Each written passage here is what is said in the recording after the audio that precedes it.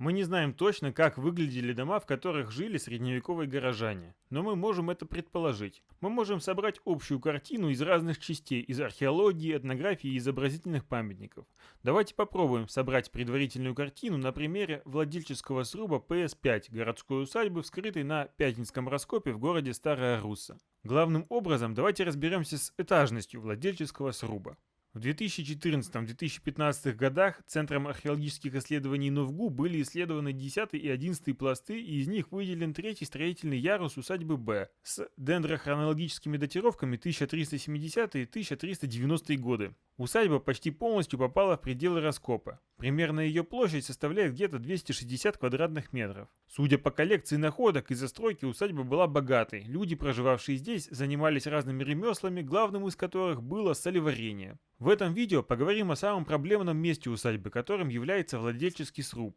В слое от него сохранилось следующее. Нижний венец размерами примерно 5 на 5 метров. В северо-западном углу печек с кирпичным подом и развалом камней. В центре остались фрагменты переводин пола и половиц. И, вероятно, два так называемых стула, которые держали переводины пола. Снаружи сохранились 3 столба, предположительно от крыльца. Если подойти к реконструкции владельческого сруба изолированно от остальной усадебной застройки и вне контекста времени, то мы уверенно можем сказать, что ПС-5 это одноэтажный сруб, а ПС-49 это крыльцо или помост. Одноэтажность определяется просто. У нас в слое есть опечек с развалом печи, что точно значит, что на земле стояла изба.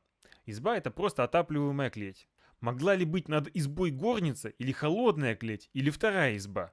Ну, в теории могла, но для этого нужны дополнительные основания, о чем чуть позже. У нас таких оснований вроде как нет. Поэтому все говорит о том, что это одноэтажный сруб с полом немного поднятым примерно на 30 сантиметров над землей и крыльцом, поднятым на ту же высоту. В результате получается одноэтажный сруб. Но если добавить контекст, то появляются некоторые сомнения. В частности, на усадьбе уже есть один дом, про который можно уверенно сказать, что он на подклете. Это ПС-51.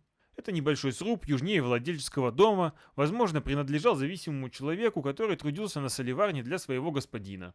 В слое есть основание этого сруба и развал печи без опечка, что говорит, что печь упала со второго этажа. О том, что сруб был жилым, также говорит наличие слюды в слое, которую использовали вместо стекла в окне. Если мы ставим ПС-51 на подклет, то получается, что ПС-51 это самое высокое и акцентное здание на усадьбе, и что дом господина буквально находится в тени дома слуги. Дальше, если посмотреть на всю застройку усадьбы, то видно, что она очень тесная. Покоеобразная планировка исчерпала все полезное пространство по периметру двора. Это может говорить о высоком богатстве усадьбы. Это же видно и по богатой коллекции находок. Моя гипотеза заключается в том, что подобная плотность застройки в условиях ограниченного пространства должна вынуждать увеличивать размер полезного пространства за счет увеличения этажности. Также, если посмотреть на 3 предшествующих владельческих сруба в течение XIV века этой усадьбы, то мы увидим один сруб без опечка, один сруб с опечком и один сруб, в котором ситуация с опечком не очевидна.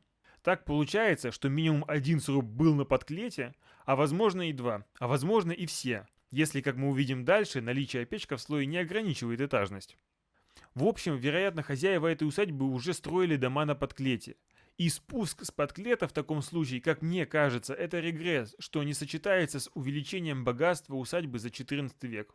Если еще расширить контекст и посмотреть на усадьбы в Новгороде XIV века, то мы увидим по материалам Троицкого и Неревского раскопов широкое распространение четырехстенных владельческих срубов без следов опечка, что говорит о поднятии избы на второй этаж. Владельческие срубы на подклете в XIV веке в Новгороде почти полностью вытеснили пятистенные одноэтажные срубы, и такое изменение строительной традиции очень четко отразилось и на средневековой Руси. Последний пятистенок на усадьбе в Руси остается в XIII веке, а XIV век открывается четырехстенком, что идеально ложится в новгородскую тенденцию. Что говорит, что Руса полностью повторяла строительную традицию Новгорода. Отдельно я хочу провести параллели между усадьбой Пятницкого II с усадьбой Дубошина II раскопа в Великом Новгороде. Коллективом авторов была построена данная модель усадьбы, тоже конца XIV века. И в реконструкции этой усадьбы также был сложный вопрос этажности. Нас интересует сооружение 27.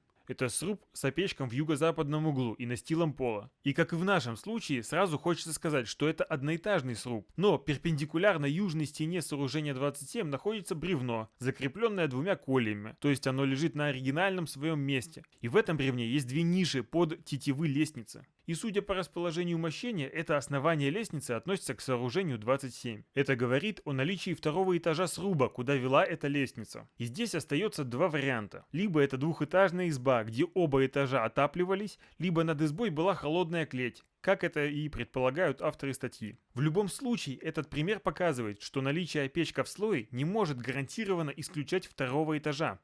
В нашем случае, к сожалению, нет элемента, который однозначно говорил бы о лестнице на второй этаж.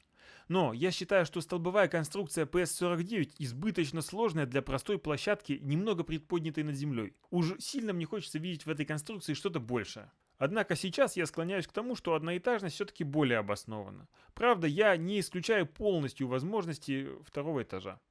Но работа еще продолжается, и все может измениться. Если вы знаете в этнографии конструкции, похожие на конструкцию крыльца, или у вас есть мысли по поводу этажности сруба, напишите, пожалуйста, мне. В будущем мы разберем всю застройку данной усадьбы.